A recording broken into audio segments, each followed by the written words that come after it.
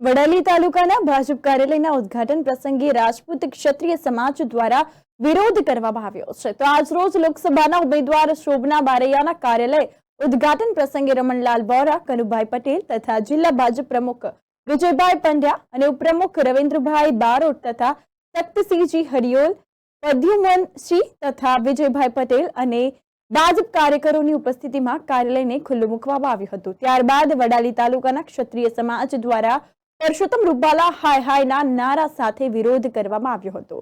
કાર્યાલય સુધી વિરોધ કરવા પહોંચી ગયા હતા તો ત્યારે ભારે પોલીસ બંદોબસ્ત ગોઠવી દેવામાં આવ્યો હતો। છતાં ક્ષત્રિય સમાજના યુવાનો કાર્યાલય પહોંચીને વિરોધ કરી રહ્યા હતા ત્યારે પોલીસ દ્વારા તમામને ડિટેન કરી વડાલી પોલીસ મથકે લઈ જવામાં આવ્યા હતા। ઠેર ઠેર પરસોત્તમ રૂપાલાના વિરોધ જોવા મળી રહ્યો છે। દ્રશ્યમાં પણ આપ જોઈ રહ્યા છો, વડાલીમાં પણ ઉગ્ર વિરોધ કરવામાં આવ્યો હતો। પોલીસની સમય સૂચકતાથી વધુ માહોલ ખરાબ ન થાય તે માટે તમામને ડિટેન કરીને પોલીસ મથકે લઈ જવામાં આવ્યા છે। તો પોલીસ દ્વારા ચુસ્ત બંદોબસ્ત ગોઠવવામાં આવ્યો છે તેવું સામે આવ્યું છે।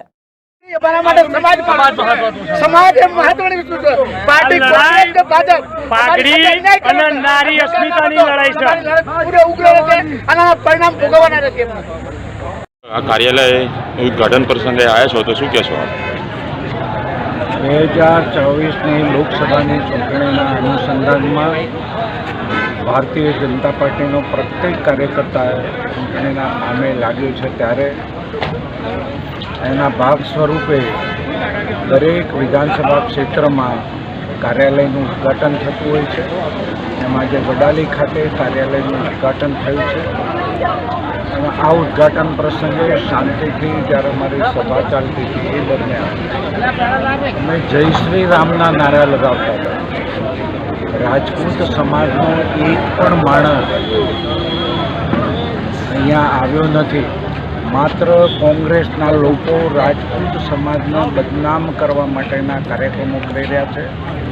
રાજપૂત સમાજને અમે સારી રીતે ઓળખીએ છીએ, અમારી સાથે પણ રાજપૂત સમાજ જોડાયેલો છે, પરંતુ રાજપૂત સમાજને બદનામ કરવા માટે કોંગ્રેસના લોકો મેદાનમાં આવીને જે કામ કરે છે એ મને લાગે છે કે એ ખૂબ નિંદનીય બાબત છે। ભારતીય જનતા પાર્ટીનો કાર્યકર્તા સંઘર્ષ કરવાવાળો કાર્યકર્તા છે। ચૂંટણીના મેદાનમાં લોકો સુધી અમારી યોજનાને લઈ જવાવાળું કાર્યકર્તા છે અને એની યોજનાના ભાગ સ્વરૂપે જ્યારે અમારું કાર્યાલયનું ઉદ્ઘાટન થતું હોય ત્યારે કોંગ્રેસના લોકોએ આવીને જે અડચણ ઊભી કરી છે એ નિંદનીય બાબત છે।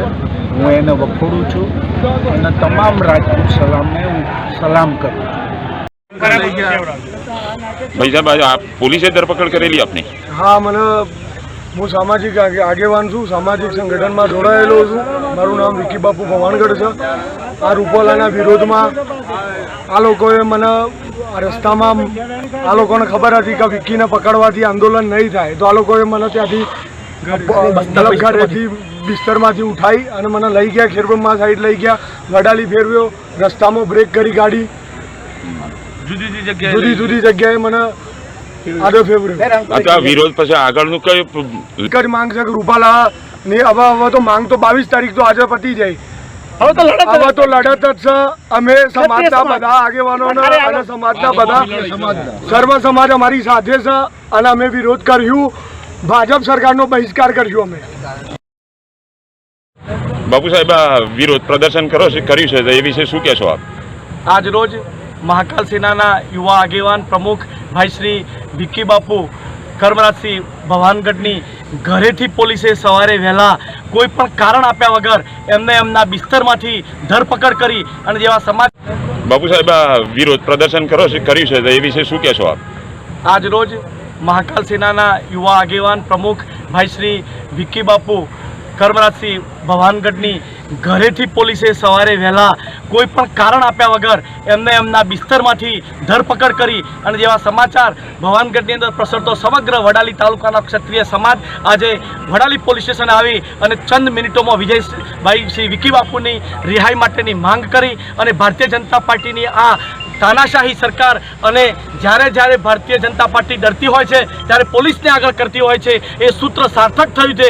એના વિરોધની અંદર અને રૂપાલાના કથિત વિધાનોના વિરોધની અંદર સમગ્ર વડાલી તાલુકાનો ક્ષત્રિય સમાજ આજે ચંદ જ મિનિટોની અંદર આજે પોલીસ સ્ટેશન સામે આવી અને ભારતીય જનતા પાર્ટીના અને પોલીસ પ્રશાસનના વિરોધની અંદર આક્રમક લડાઈ લડવાના મંડાણ કર્યા છે. ટૂંક જ સમયની અંદર સમગ્ર ગુજરાત અને સાબરકાંઠામાંથી ક્ષત્રિયની વ્યાખ્યામાં આવતા તમામ રાજપૂત સમાજના આગેવાનો વડાલી ખાતે અહીંયા ઉપસ્થિત થશે અને આવનાર સમયની અંદર આ ભારતીય જનતા પાર્ટી અને એની કહેવાતી પોલીસ અને એની જે કૂટનીતિ છે એ એક ચોક્કસ રણનીતિ થોડા જ સમયોની અંદર અમે ઘડી કાઢી અને આગળના આક્રમક કાર્યક્રમો આપીશું. હું આપના માધ્યમથી કહેવા માંગુ છું કે હું કોંગ્રેસ પાર્ટીનો સહયોગ છું, પરંતુ સમાજ મારા માટે પ્રથમ છે અને મને એવું લાગશે કે ક્યાંક આની અંદર આડો આવે છે.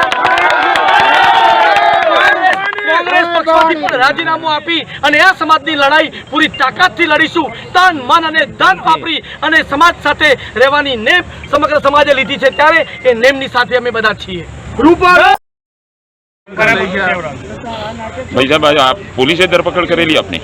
હા, હું સામાજિક આગેવાન છું, સામાજિક સંગઠનમાં જોડાયેલો છું. મારું નામ વિકી બાપુ ભવાનગઢ છે. આ રૂપાલાના વિરોધમાં આ લોકોએ મને રસ્તામાં આ લોકોને ખબર હતી કે વિકીને પકડવાથી આંદોલન નહીં થાય, તો આ લોકોએ મને ત્યાંથી ઘરેથી બિસ્તરમાંથી ઉઠાઈ અને મને લઈ ગયા, ખેરબ્રહ્મા સાઈડ લઈ ગયા, વડાલી ફેરવ્યો, રસ્તામાં બ્રેક કરી ગાડી, જુદી જુદી જગ્યાએ મને આડો ફેરવ્યો. વિરોધ પછી આગળનું કઈ એક જ માંગ છે કે રૂપાલા ની હવે તો માંગ તો 22 તારીખ તો આજે પતી જાય. હવે તો લડત જ છે. અમે સમાજના બધા આગેવાનો અને સમાજના બધા સર્વ સમાજ અમારી સાથે છે અને અમે વિરોધ કર્યું. ભાજપ સરકારનો બહિષ્કાર કરશું અમે.